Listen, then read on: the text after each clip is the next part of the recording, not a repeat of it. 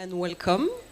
I am Beryl Bouteille, the IDFC Secretary General, and I'm very happy to welcome you on this pavilion and online on behalf of IDFC, the International Development Finance Club, a group of 27 public development banks working together to achieve the objectives of the Paris Agreement and the Sustainable Development Goals.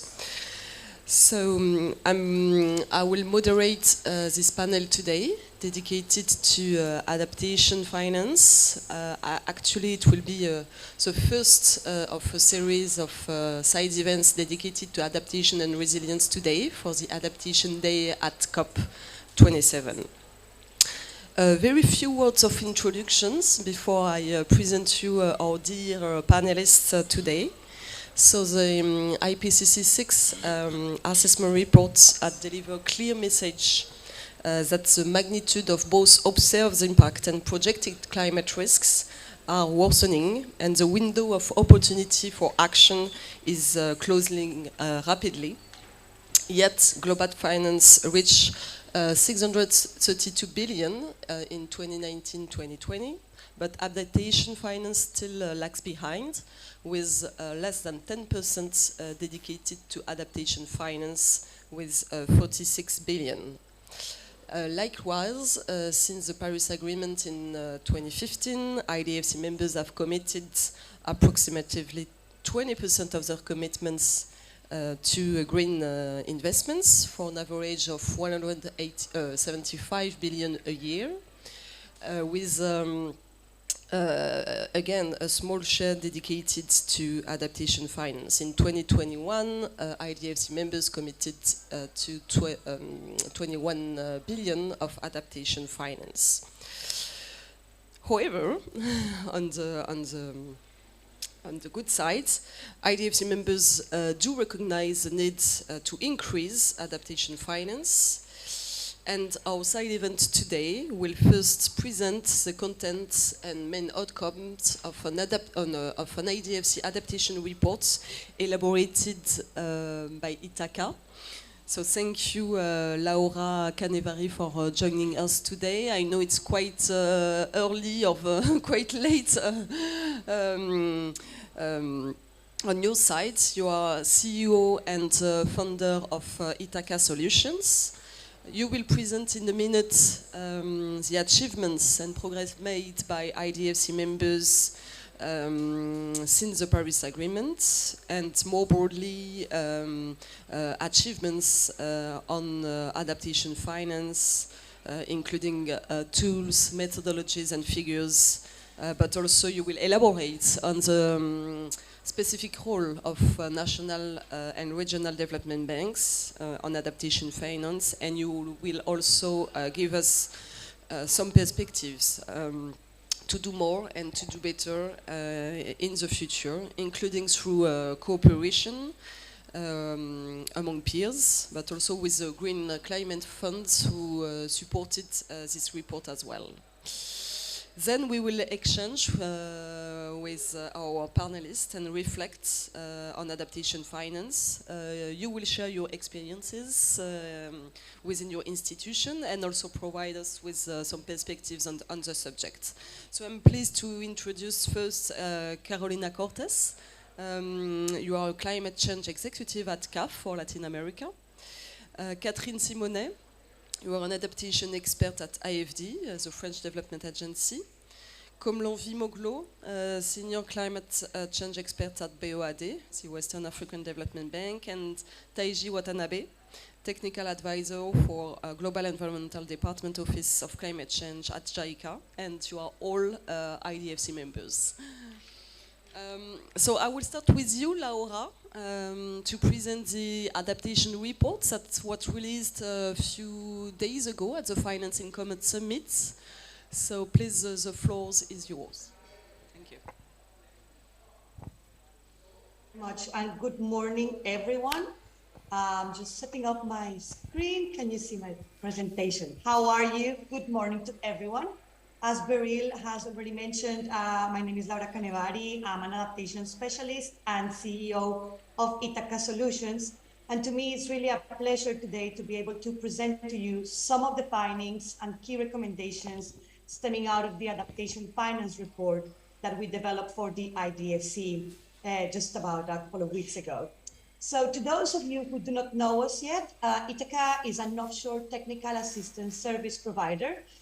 We basically operate through a network of subject matter experts, all under a very specific and solutions-oriented vision and agenda, which is to develop climate-ready, transformative, and inclusive communities led by motivated and prepared local champions. And aligned with this vision, we have three sets of goals, each of which is linked to a service area or service provision that we give. And basically, these are all interconnected, and we've selected them because we see the need to develop them in tandem to create the vision that we see, especially in the Caribbean, where most of our activities are currently located. Now, in this instance, we were tasked by the IDFC Secretariat to carry a test-based review to determine the current situation of adaptation finance, and through interviews with IDFC members, define and illustrate the unique role that public development banks can play in bridging the adaptation finance gap. We set up a team of 4 adaptation experts and co-developed this in support with the DFC Secretariat, with CAF and AFD. And although the report that you will see are our own reflections and our own opinions, we have, however, also checked the recommendations and lessons learned and discussed them and validate them with IDFC members, as well as with the GCF. Can you just confirm you can see my screen properly? So I don't know. Yes, we can now. Okay. So just to put things into context, and Beryl has already given a little bit of the background to what's on this slide. Since 2015, adaptation financed by IDFC members has increased almost 5-fold. And we found that this is also the result of initiatives that are being provided as well by the IDFC Secretariat. Oh, sorry, I've just been told that I'm being presenting. Can you confirm? Basically, what we have noticed is that the efforts of the IDFC Secretariat are really helping the members getting through increasing their finance for green and climate-related activities. Now, with total commitments of over 1.3 trillion in green finance, the IDFC has become now the largest provider of climate finance globally. And in 2021 alone, as Beryl have mentioned, they committed over 220 billion to green finance, of which nearly 21 billion were dedicated to adaptation. As you can see, the primary sectors that received adaptation finance were water and disaster risk reduction. However, as Beryl, you've already mentioned, our analysis also shows that this is about 20% of green finance commitments in recent years given to adaptation in the last couple of years. And this really needs to be increased significantly given the situation that we are going through. So the question really is then how can a scale up of adaptation finance occur, and what can the IDFC members as well as other public development banks do to make that possible? So we found that there are a series of numerous flagship initiatives by IDFC members, and I'm not going to describe each of them in detail. You can see them in the report. But the key thing is that we noted that there's a big diversity in terms of the channels that the IDFC members have at their disposal to support adaptation finance. Now, as public development banks, IDFC members are truly uniquely positioned to scale up adaptation through partnerships, as well as to enable adaptation goals and outcomes to occur. So I'd like to comment just on a couple of the channels that we have found and that are also highlighted in more detail in the report. So firstly, it's important to note that they play an important role in engaging with government in order to develop national climate policy strategies, in a way serving as a knowledge broker on how to translate international and national agendas into tangible financing strategies. They can also provide long-term patient investment that is focused on social and environmental outcomes, as well as respond more rapidly to shocks. And this is also possible because of the fact that they are unique in that they have a wide range of financial instruments at their disposal which enables them to invest in climate adaptation. And they're also becoming much better over the last few years at blending finance to get the maximum results that are needed. Now, a critical theme that is central to COP and is the mobilization of private capital is that public development banks have the ability to catalyze finance at scale and unlock private capital. And one of the main ways in which we found that they crowd in private investments at the moment is by providing first loss capital to de-risk and mobilize private capital by introducing new green financing instruments. Now, last but not least, there's a lot of other investments that require to be climate proof. So even for investments that are not climate related, IDFC members have the ability to climate proof these investments. Again, these are not all of the examples that we provide in the report. I'll prompt you to have a look at it. But all in all, you can see that there's a broad range of mechanisms available to IDFC members to act as real catalyzers for climate finance. So the question then becomes, how do we strengthen the already unique position of IDFC members and of other public development banks as providers of adaptation finance? And clearly this applies to the recommendations that we give in the report, apply both to the IDFC members as well as other PDBs. Now, number one, we think that there really needs to be an increase in the annual volume of climate finance for adaptation in the years ahead with a clear target. And this is simply because we see that greenhouse gas emissions continue to rise globally. We see that we're already locked into a number of climate impacts for the decade ahead. And perhaps the way to facilitate that is by building a target that can be broken down by region, noting regional differences on adaptation financing needs.